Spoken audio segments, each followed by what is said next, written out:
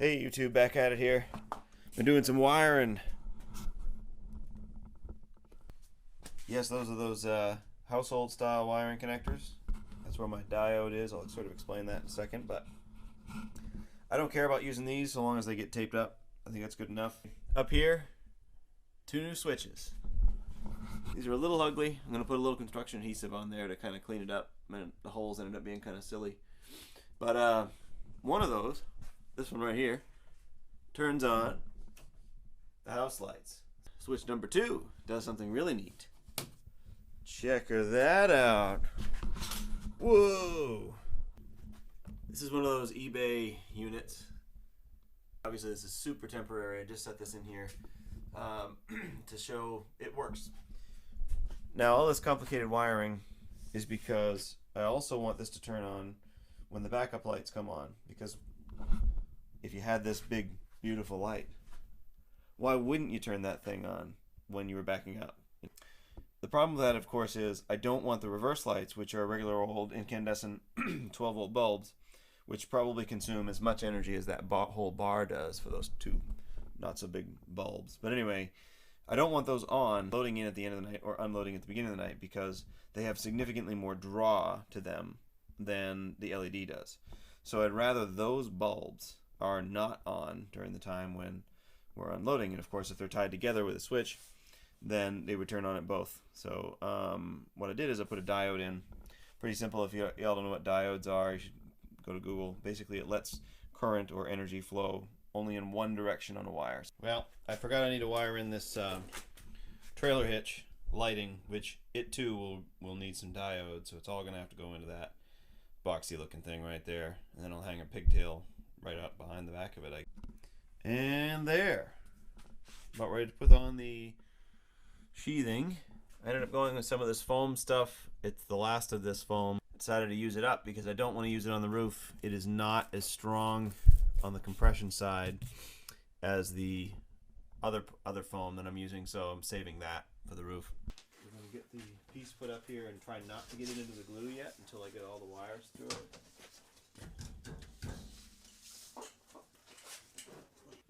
That locating screw that you had in before in there, don't go super tight. Okay, good. Otherwise I just try. Good. Alright, we're into one of those pieces that's really awesome. I had some help earlier. Unfortunately he had to go a little early, so I gotta do this one on my own.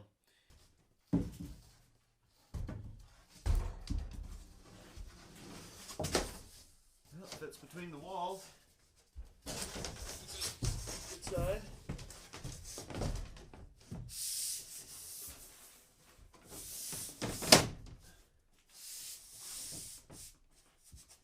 Yeah, I'd say that'll work.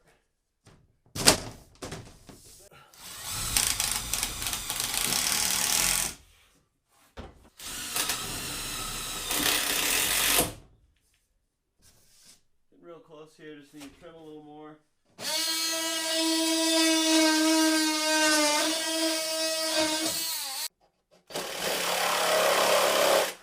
I don't have the depth here to use the saw all the way in, and I don't want to cut this blade down, so we'll have to do it a little freehandy.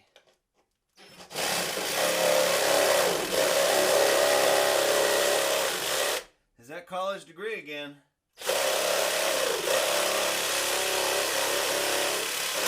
Whoop, never mind.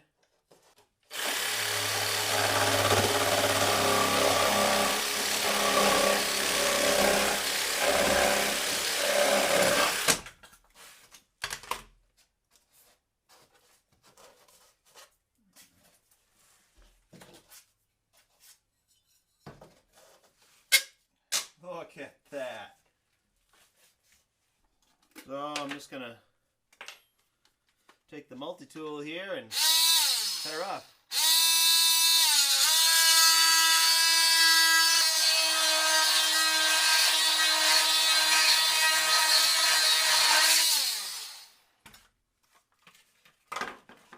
All right. Now I have the piece that I wanted, which is that. $25 later.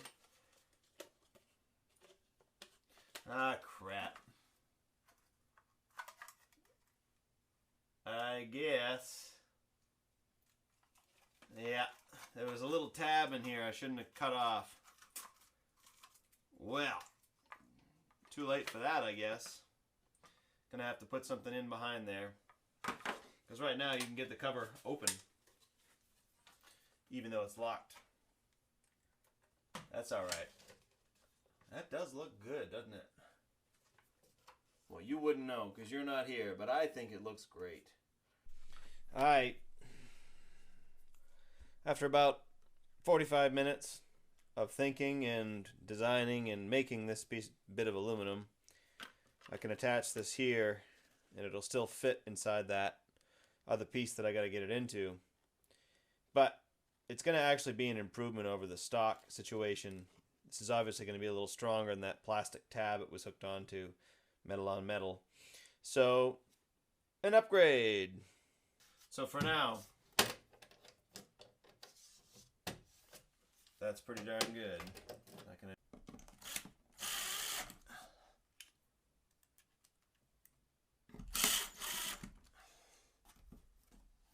Let's take a look at that.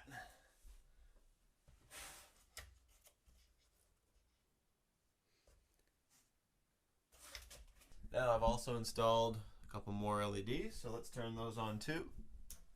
Let there be light. So if you're looking from the other direction, that is nice. I got one over where the seat's going to be.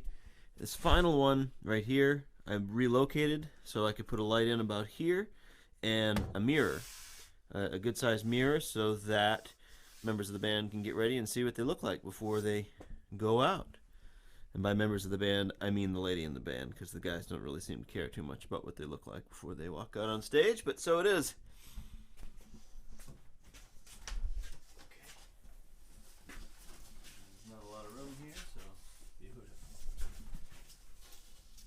Alright, let's check our fit first. I like this. It might be alright. Right. Hopefully okay.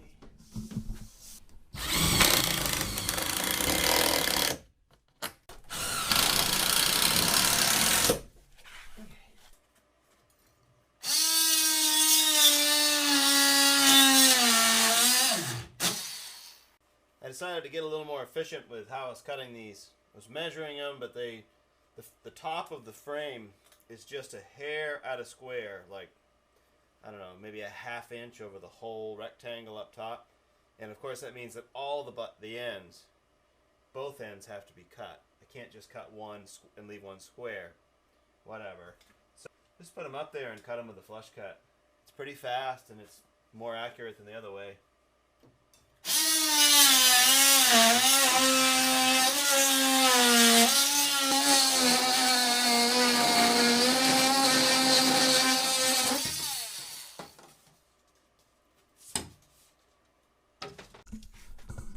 This very last interior panel has to go in, but there's not nearly enough room in the garage to get it in there, so we're going to open the door and hope that it will fit.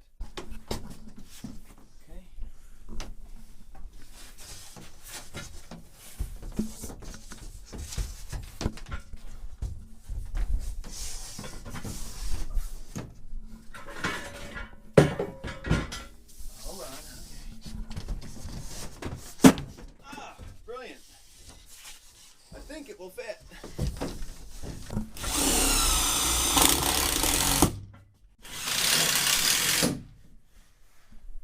Alright, I know you all been wondering about how I'm getting these sheets up here and with the amount of headspace, how I'm getting them installed. Well, let me show you. Hopefully I can do this without taking out the camera. Oh!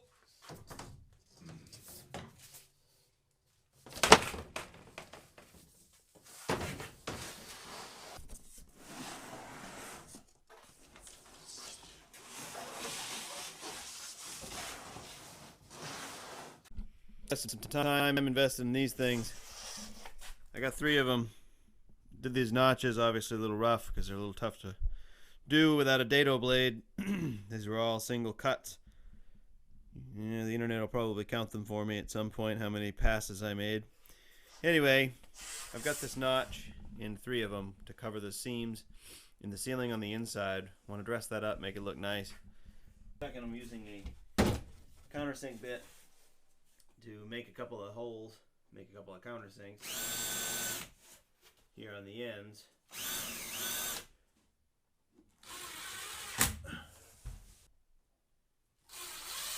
Perfect.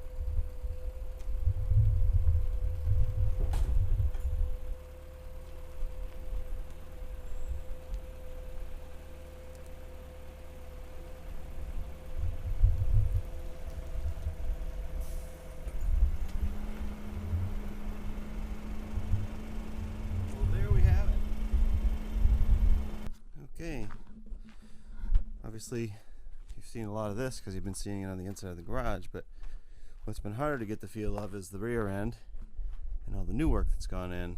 So obviously I got the light on and the plate light on. That's the old one, hasn't been on the road in 10 years. This is March of 2017, so actually a little more than 10 years. Here's what the inside's starting to shape up and look like. See, those are the back of where my speakers are installed. I'll show you those in a minute. I've only got one light installed in the back of it because I'm waiting for other lights from eBay. Oh, before I get in, got this brilliant hitch, wiring all assembled and ready to go. And a little access panel there. Some wiring still yet to go in for the fan when I get that. Do a little walk around inside of here. You can see I did these seams in the ceilings. They look nice. Got some more lighting in here. I got another light to put in. I'm hoping to get this weathered in within the next couple of weeks so that I can get to some other projects that have been trying to get into the garage but haven't been able to because I've been too busy with this one.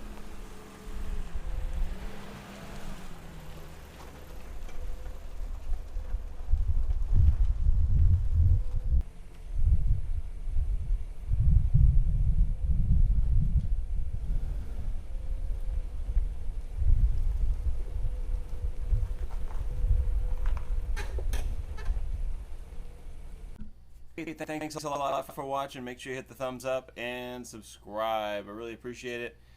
Catch you next time.